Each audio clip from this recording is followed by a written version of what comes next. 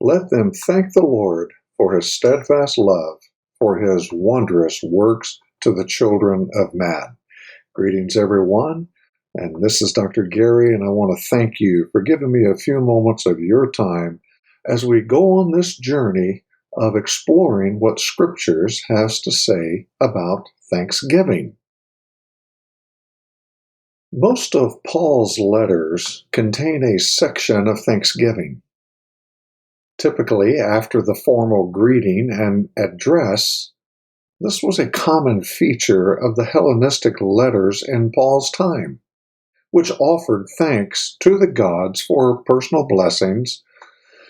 Paul offers thanks to God the Father, usually in regard to the faith of the specific church he is addressing.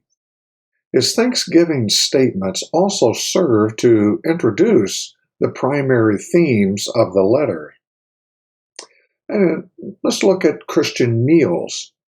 The book of Acts and the New Testament letters mention Thanksgiving in relationship to Christian meals.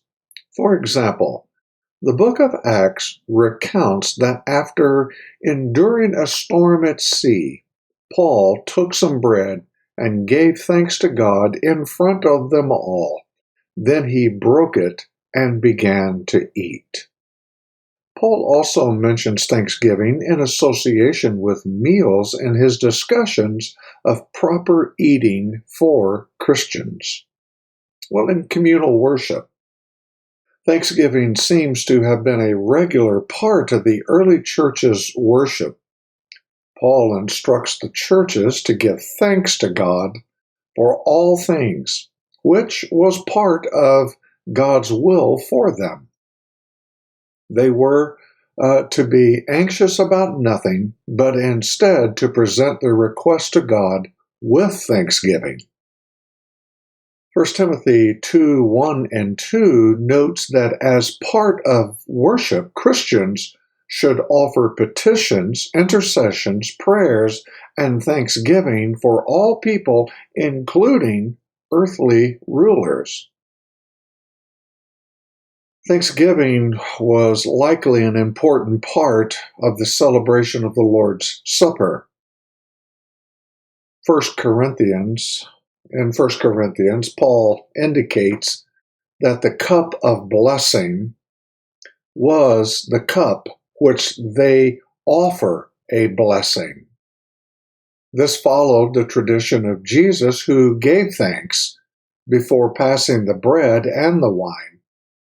Paul notes that he had received this tradition himself and subsequently handed it down to the Corinthian church.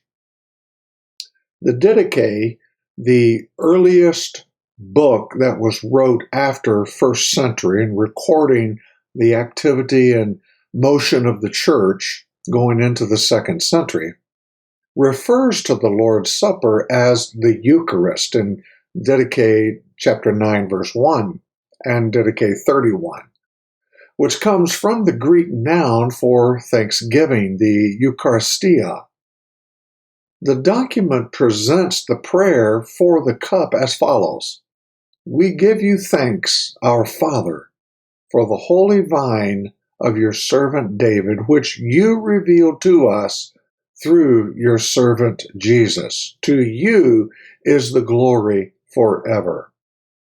The prayer for the bread is, "We give you thanks, our Father, for the life and knowledge which you revealed to us through your servant Jesus. To you is the glory forever." Well, thank you for just a few moments of your time as we daily explore what the Bible has to say about Thanksgiving in this season of Thanksgiving, drawing our attention of being grateful for God's abundant blessings on our life. Take a few moments and jot down some key things that you are thankful for and lift them up as an offering of praise through prayer unto our Heavenly Father. Well, until we can meet again, we bid you Godspeed. Bye for now.